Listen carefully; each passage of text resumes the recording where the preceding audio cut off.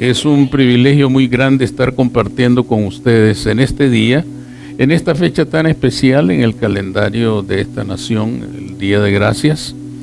Así que mi gratitud para con el Señor por el privilegio de poder compartir con ustedes la palabra del Señor en esta tarde.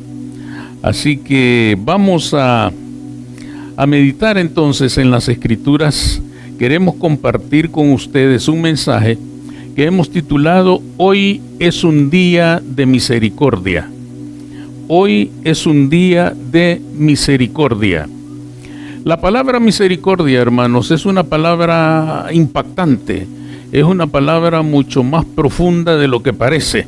Nosotros usamos continuamente la palabra misericordia, pero muchas veces no sabemos con precisión qué es lo que quiere decir esta palabra misericordia, que por tantas ocasiones aparece en la Escritura.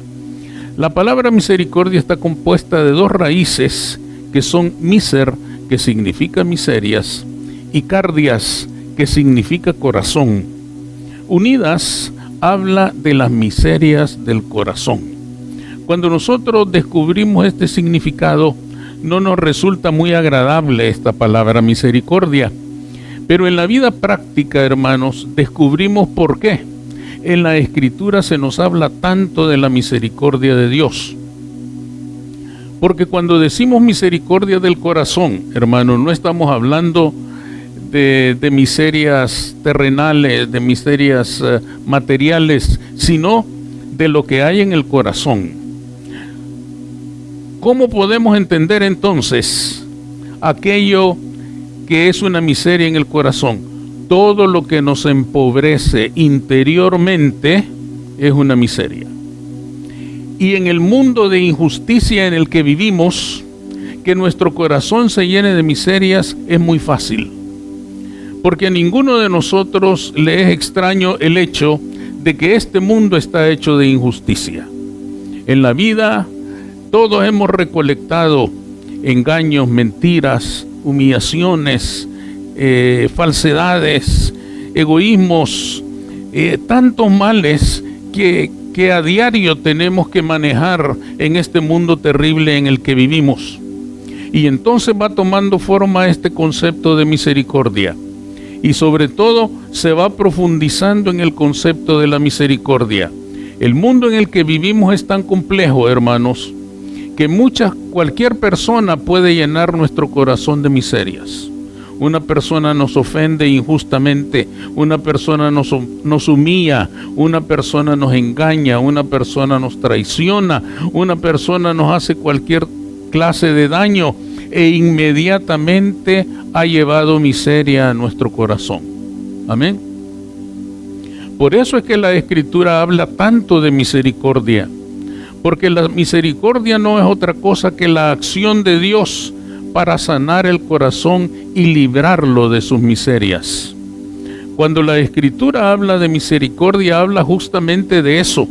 Cuando la Escritura habla de que tenemos un Dios misericordioso, habla justamente de eso.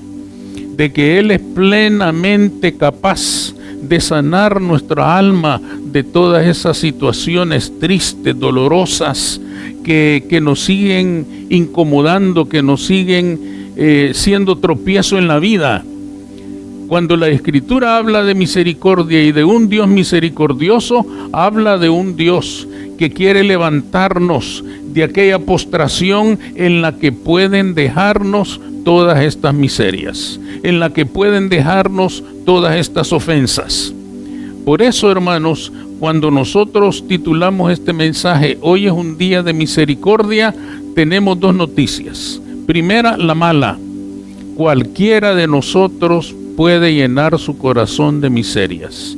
No por causa nuestra, sino por la acción de otros, sino por la injusticia de otros. Y lo más doloroso de esto es que quien nos hace injusticia duerme como bebé. En la noche no le preocupa nada. Los que no podemos dormir somos nosotros. Él come con apetito voraz. Nosotros se nos ve el hambre por el dolor, por la pena, por la angustia, por la desesperación. Quiere decir que este es un mal sobre el mal. La persona que nos hace mal ya ni se acuerda, pero nosotros cada día tenemos que enfrentar aquel dolor, aquella pena, aquella angustia, aquella desesperación. Es aquí donde la necesidad de misericordia toma importancia. La mala noticia es entonces que cualquiera de nosotros puede tener miserias en su corazón. La gran noticia es que el Dios de la misericordia está aquí en este lugar hoy. Y Él ha venido hasta aquí para hacernos misericordia.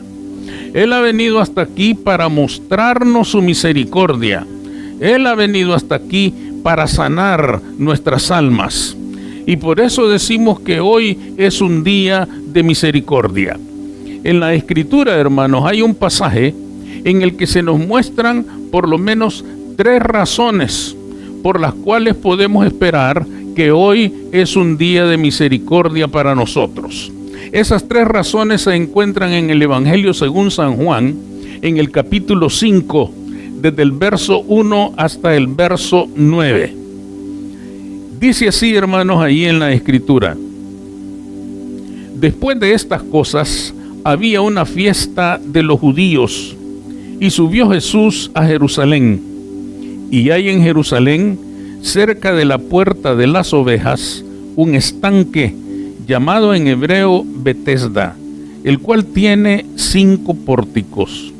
En esto yacía una multitud de enfermos, ciegos, cojos y paralíticos que esperaban el movimiento del agua, porque un ángel descendía de tiempo en tiempo al estanque y agitaba el agua, y el que primero descendía al estanque después del movimiento del agua quedaba sano de cualquier enfermedad que tuviese. Y había un hombre que hacía 38 años que estaba enfermo.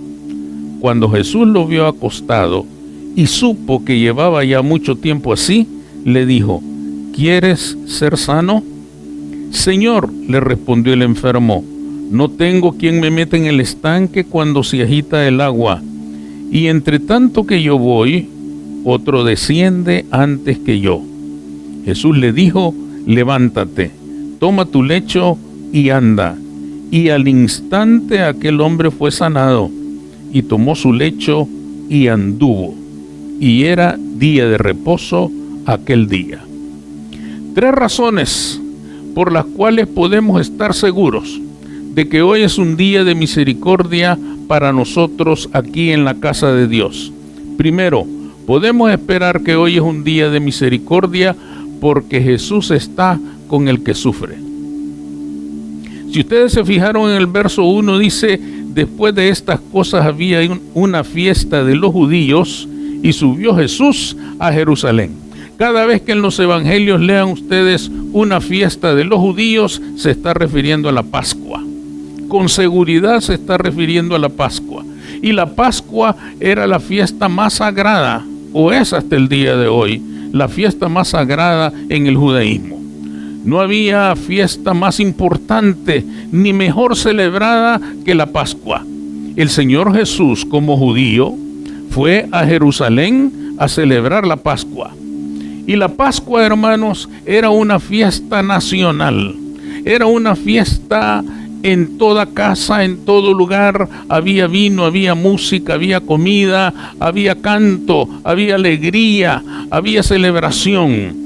Algo muy similar, hermanos, probablemente a la Navidad en nuestros países. Quizás en estos tiempos ya no, ¿verdad? Pero antes, la Navidad, en cada casa hay fiesta. En cada casa hay música, en cada casa hay comida. Y hasta el vecino que le cae mal a uno lo invita ese día, ¿verdad? Y le dice: llegue a mi casa y vamos a celebrar. Hay fiesta en todas partes. Jesús, hermanos, en el cielo está siendo adorado por todo el mundo celestial eternamente. Allá Él recibe toda la honra, toda la gloria y toda la alabanza. Jesús es el Hijo de Dios. Jesús es el Eterno. Y sin embargo, hermanos, este día Estoy seguro que por aquella Pascua todo mundo había invitado a Jesús. Todo mundo quería tenerlo en su casa. Jesús era el hombre de moda. Jesús era el hombre con el que todo el mundo quería contactar. Jesús era el hombre con el que toda la gente quería tomarse una selfie. Era un hombre popular, era un hombre admirado en aquellos días. Sin embargo, hermanos, en vez de irse a la casa de algún oficial del gobierno, que seguramente lo habían invitado, en vez de irse a la casa de algún publicano que ofrecían banquetes majestuosos, él se va para Betesda. Y si ustedes buscan en sus Biblias, algunos lo tienen al pie de la página, Betesda significa casa de misericordia.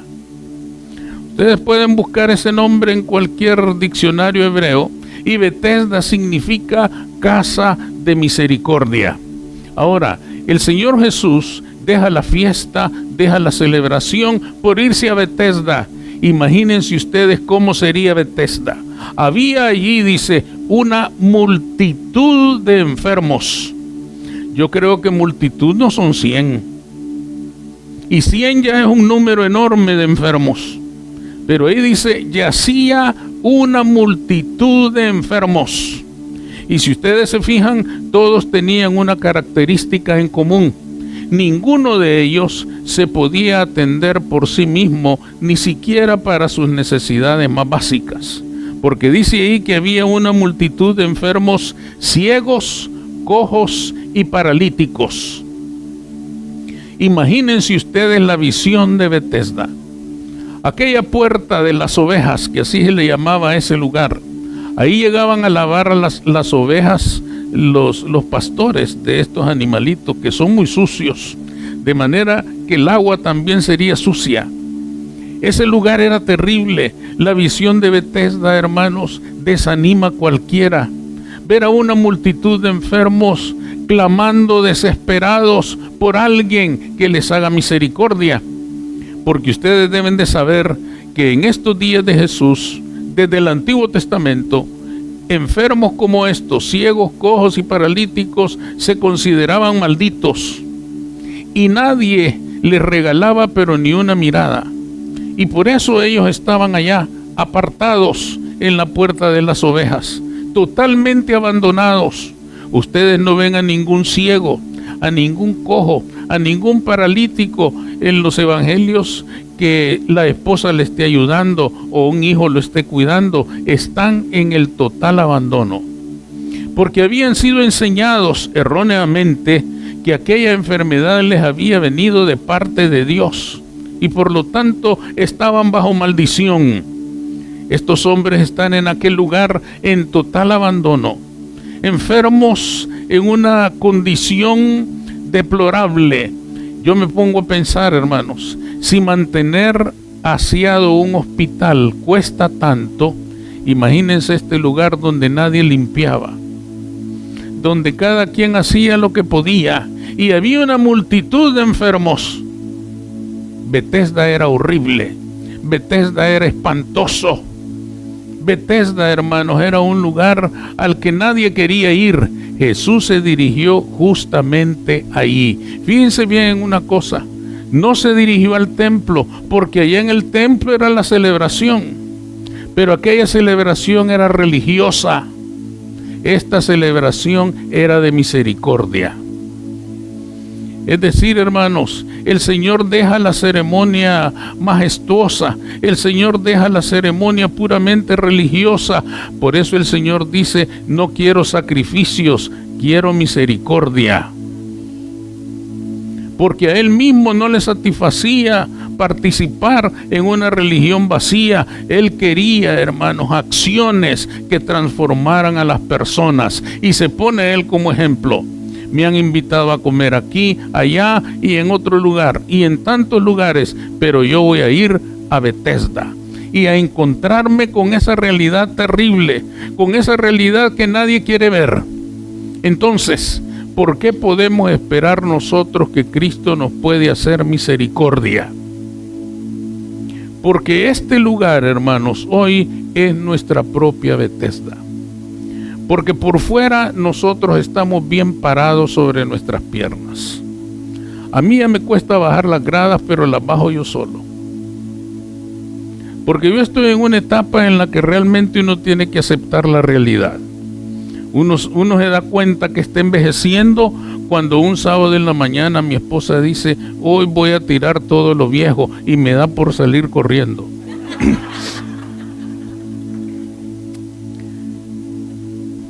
A veces, hermanos, nosotros por fuera estamos enteros. Nosotros por fuera estamos fuertes, vigorosos. Estamos llenos de ánimo, llenos de disponibilidad para enfrentar la vida. Pero ¿qué tal estamos por dentro? Este pasaje habla de eso, de lo que hay dentro de nosotros, de cómo estamos interiormente.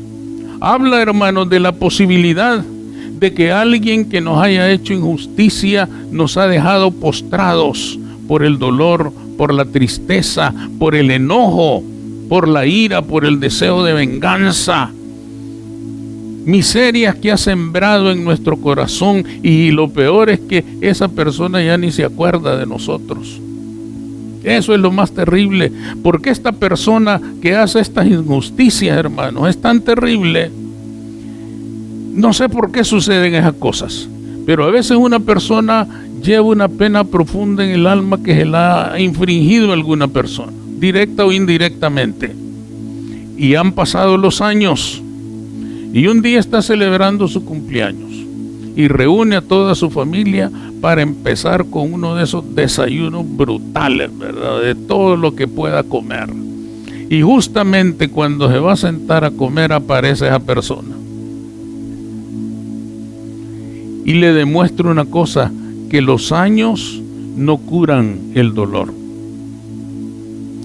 Si alguien quiere curar el dolor, tiene que encontrarse con el Señor de la misericordia. Él es el único que puede sanar el corazón. Él es el único que puede sanar el alma. Él es el único que nos puede hacer misericordia a nosotros. Y por eso es importante entender a nuestro Señor como el Señor de la misericordia.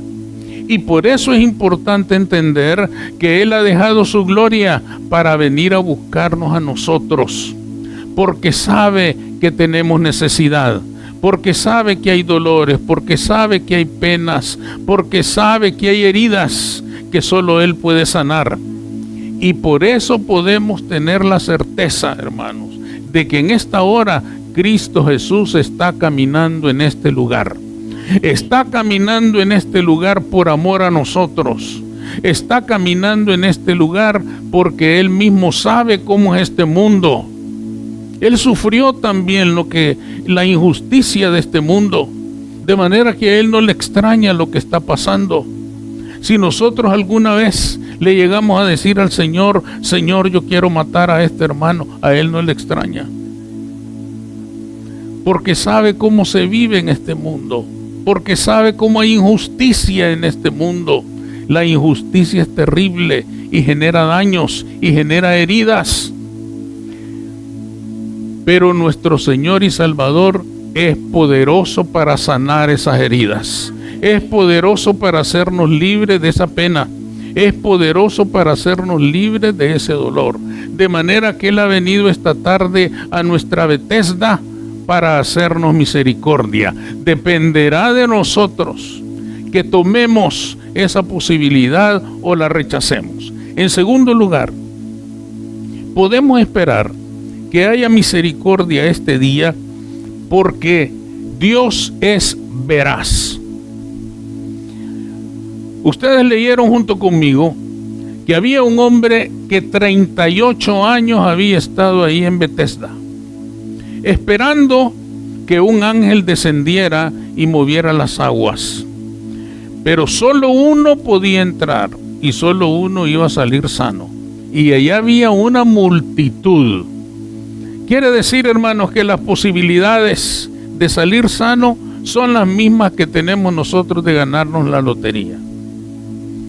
Una en 125 millones o algo así, ¿verdad? Era algo terrible. Pero La gran pregunta que nosotros nos debemos hacer es, ¿era cierto que un ángel descendía y movía las aguas?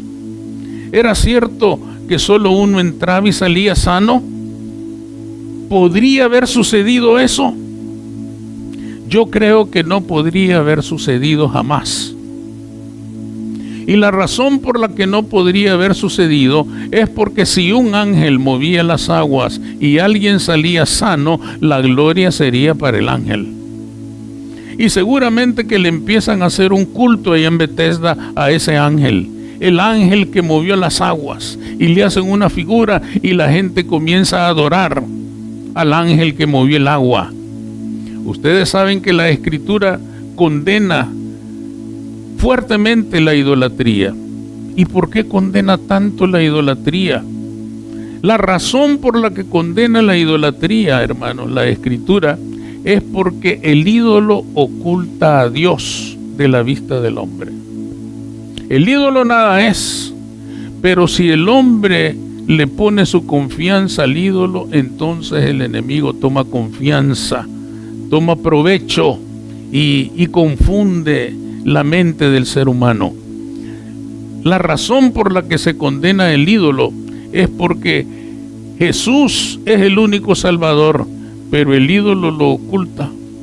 Y la gente entonces comienza a mirar el ídolo y comienza a poner su confianza en el ídolo y comienza a poner su esperanza en el ídolo, y Cristo desaparece de la escena.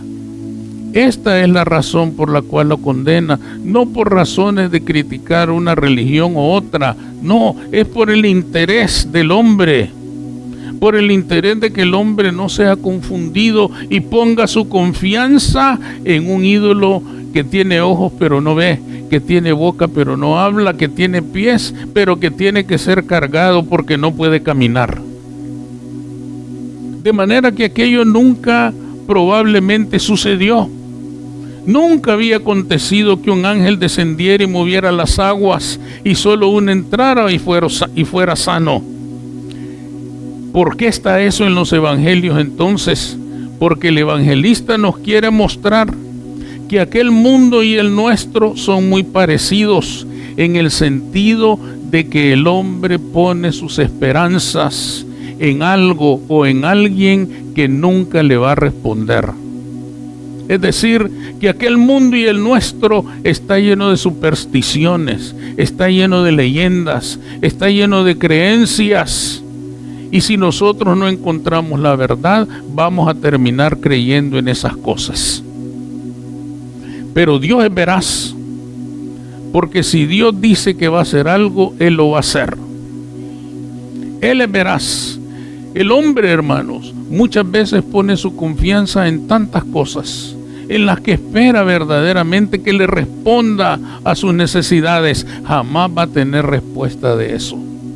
En una ocasión, hermanos, una persona, por razones del destino, quedó ligada desde su nacimiento al número 5. Nació un 5 de mayo, 5 del quinto mes. De manera que desde que tuvo conciencia de niño, a él se le empezó a cultivar la idea de que el 5 tenía mucho que ver con su vida. En su país donde él vivía y en su época, a los 55 años se podía retirar. Y a los 55 años él se retiró y dijo: ha llegado la hora de mi vida. Hoy va a pasar algo, porque este 5 ha llegado a su culminación. Y comenzó él entonces, hermanos, a buscar posibilidades con el 5. No había loto en aquellos días, pero sí había lotería. Pero no encontró un número que todo fuera 5. Y él andaba buscando un número que todo fuera 5, porque dijo: el 5 es la clave de mi vida. Sin embargo, se topa con un programa de las carreras de caballos. Y resulta, hermanos, que a las 5 de la tarde, en la quinta carrera, corría un caballo que no se llamaba Rayo ni Torbellino, se llamaba 5. Y este hombre dijo: ha llegado la hora. este es mi momento, y apostó todo su retiro al 5. A las 5 de la tarde, hermanos, él estaba en la línea de la meta esperando la llegada de su caballo. Los caballos arrancaron. El corazón de aquel hombre trepidaba igual que la tierra bajo los cascos de los caballos. Terrible. 5 venía en buena posición y él dijo, se cumplió. Se comenzó a preparar para resolver su vida. A las 5:05 terminó la carrera. 5 llegó en 5º lugar.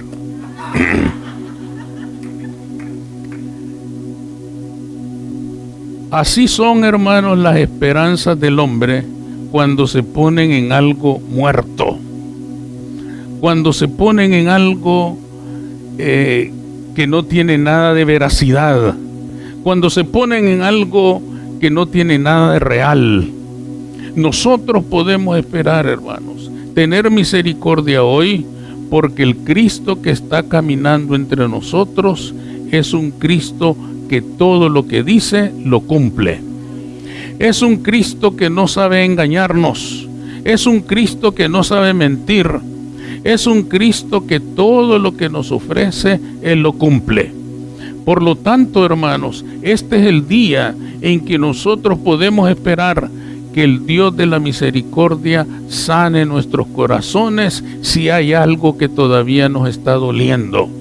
Si hay algo que todavía nos está entorpeciendo nuestro caminar a una vida plena, hoy es el día de la misericordia de Cristo Jesús. Porque el Cristo de la verdad está entre nosotros. Él es nuestra misericordia. Amén.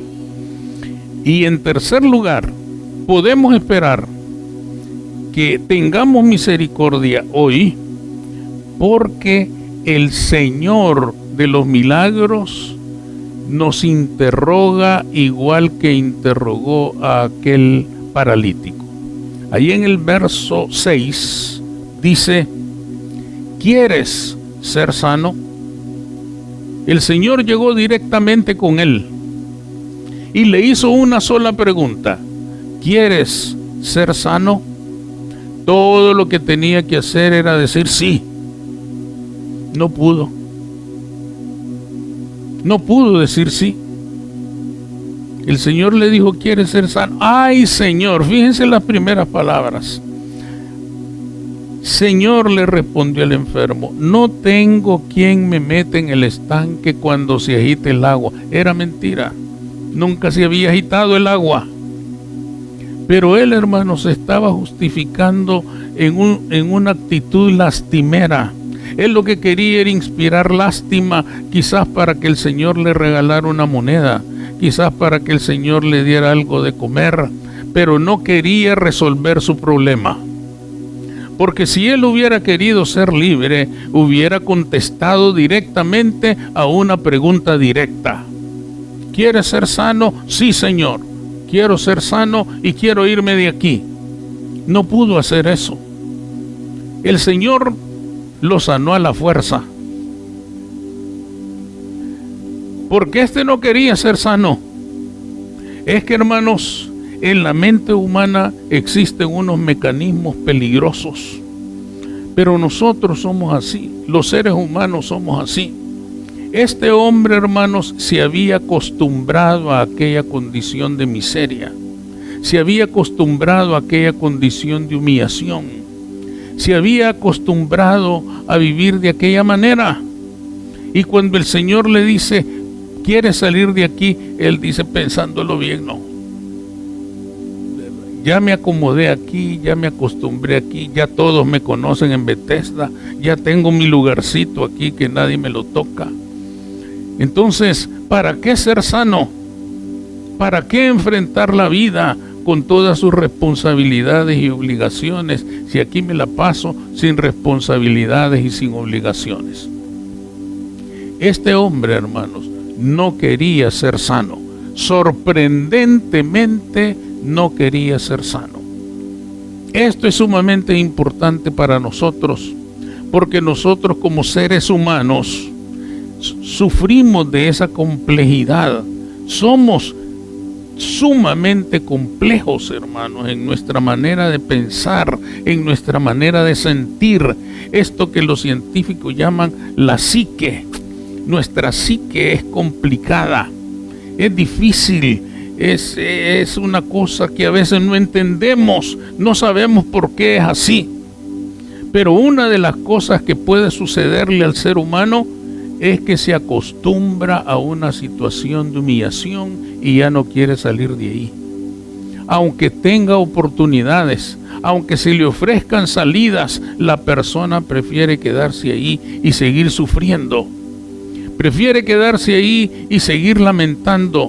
Prefiere quedarse ahí y seguir inspirando lástima por su dolor, por su pena y por su sufrimiento. Por eso es que el Señor le preguntó. Fíjense que si ustedes observan, esta pregunta, hermanos, parece que no tiene lugar en este diálogo de Jesús con aquel hombre. ¿Cómo es que Jesús le va a preguntar, ¿quiere ser sano? Si este hombre hubiera sido grosero, le hubiera dicho, ¿y qué cree que estoy haciendo aquí por 38 años? ¿Verdad? Esperando que muevan el agua porque quiero ser sano. Entonces, ¿por qué el Señor se lo preguntó? Porque Jesús sabía bien que en el fondo de su corazón Él no quería salir de ahí. Entonces, hermanos, este es un punto culminante en este pasaje. El Señor es misericordioso. El Señor quiere hacernos misericordia, pero ¿queremos nosotros salir de ahí o no? Porque el hombre se acostumbra. El hombre se acomoda a ciertas situaciones y de repente queda esclavizado, queda encerrado en esa condición y ya no quiere salir de ahí. Es algo verdaderamente doloroso. Les pongo un ejemplo bastante triste, pero real. El homeless anda en su carretilla. ¿Y qué anda ahí?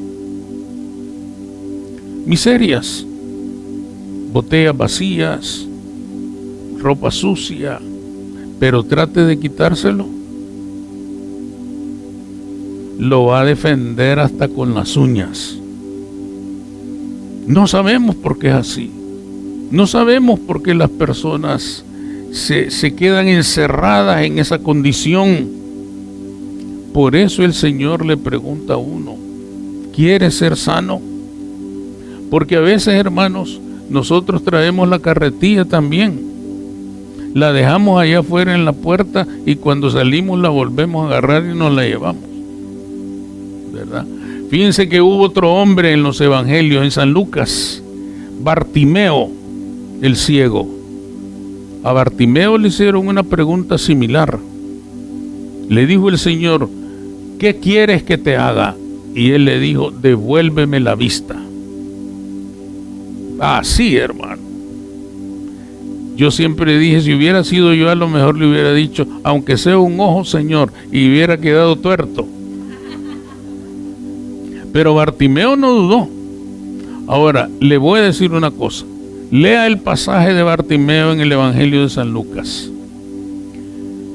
El Señor llamó a Bartimeo y los discípulos le dicen, levántate, Él te llama. Y arrojando su capa, caminó hacia Jesús. La capa, hermanos, era lo único que Bartimeo poseía en su vida. La capa de Bartimeo habrá sido, hermanos, muy parecida. Hace años las hermanas guardaban sus zapatos en una capa negra con un montón de depósitos, ¿verdad? Tenía como 200 pares, no les alcanzaba, por supuesto, ¿verdad? Pero habrá sido parecida, era como la de Batman. Pero ahí en la de Batman tenía espacios donde él guardaba miserias, un pedazo de pan, residuos de comida que encontró en algún lugar, pero era todo lo que tenía. Sin embargo, cuando Jesús lo llamó, dice, y despojándose de la capa, caminó hacia Jesús. ¿Qué quiere decir, hermanos? Bartimeo dijo, esto no me va a dejar llegar. Con la capa no voy a llegar. Había una multitud ahí. Con la capa no voy a llegar. Y se despojó de ella y caminó hacia el maestro y salió viendo de ahí. Si no nos despojamos, hermanos, de esa capa negra, terrible, en donde hemos guardado todas esas cosas, no vamos a poder caminar hacia el Señor. El Señor está aquí y Él está listo para hacernos misericordia. Pero si no nos despojamos de esa actitud, de esa disposición a continuar en ese papel sufriente, inútil, porque no sirve para nada, porque no resuelve nada esa situación. Tomar esa actitud no resuelve nada. Este hombre llevaba ahí 38 años. 38 años es una vida. Y había estado ahí por 38 años y nada había resuelto permaneciendo ahí. Con razón el Señor le hizo la pregunta, ¿quieres ser sano? Y fíjense bien que el pasaje termina diciendo, y al instante aquel hombre fue sanado, y tomó su lecho y anduvo, y era día de reposo aquel día. Según la religión reinante, sanar a una persona en sábado era blasfemia. El Señor a propósito lo hizo en sábado, para recordarles que Él es el Señor del sábado. Y a nosotros nos está diciendo hoy puede ser domingo, pero igual hubiera sido lunes o miércoles o jueves, yo soy el Señor y si yo les hago misericordia, tendrán misericordia, porque yo soy el Señor de la misericordia. Amén. Y nada puede detenerlo, nada puede limitarlo. Lo único que puede limitarlo es nuestra actitud. Que nosotros no querramos salir de ahí. Que nosotros no deseemos verdaderamente abandonar esa condición que nos duele. Si algo así aconteciera, entonces sí que estaríamos en problemas. ¿Por qué? Porque estaríamos entonces, hermanos, buscando a Cristo, pero en medio de una religión vacía. Y Cristo no es religión, Cristo es relación. Relación con un Dios vivo. Fíjense que si leen ustedes en el verso 10 dice, entonces los judíos dijeron a aquel que había sido sanado, es día de reposo, no te es lícito llevar tu lecho. Él le respondió, el que me sanó, él mismo me dijo, toma tu lecho y anda. Llegó a los fariseos, hermanos. El Señor a propósito hizo todo eso, para que ellos tuvieran testimonio. Llegó a los fariseos, a los comerciantes de la religión, y ellos no le dijeron, ¿y cómo es que estás mirando si tú eras ciego? No se asombraron porque el ciego ahora ve, se asombraron porque estaba quebrantando el sábado, llevando su lecho en el brazo. Esa carga que llevaba quebrantaba el sábado, porque la religión muerta, hermanos, tiene principios de vida muertos. La religión es muerta, los principios, las reglas, los mandamientos son muertos. Si el hombre no recibe un beneficio directo del Señor, aquello no sirve para nada. Ellos se fijaron en el quebrantar del sábado, no se dieron cuenta del milagro. Nosotros no podemos esperar misericordia, hermanos, de un Dios religioso. Nosotros vamos a recibir misericordia del Dios que camina sobre las aguas, del Cristo que está vivo, del Cristo que vive y reina por los siglos de los siglos. Él es el que nos va a hacer misericordia.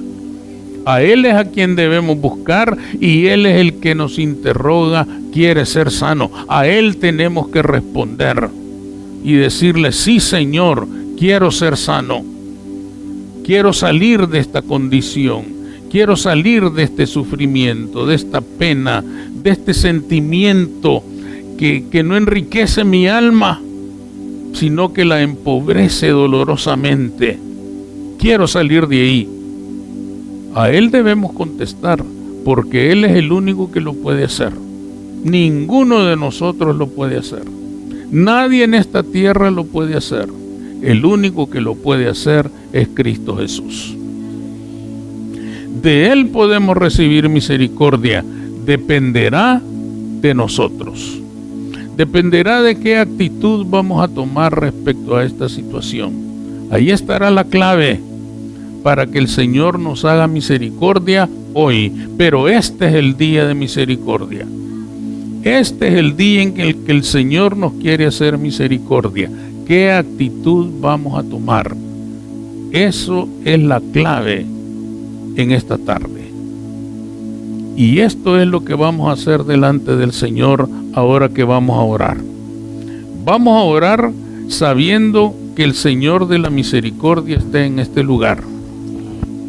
Ahora que sabemos que Él está aquí, nos toca saber con certeza qué hay en nosotros, cómo nos sentimos nosotros, qué sentimientos hay en nosotros y encontrarnos con Él. Este asunto no es conmigo, ni con la iglesia, ni con nadie, es con el Señor, porque Él es el único que puede hacer esto. Amén. Vamos a orar entonces.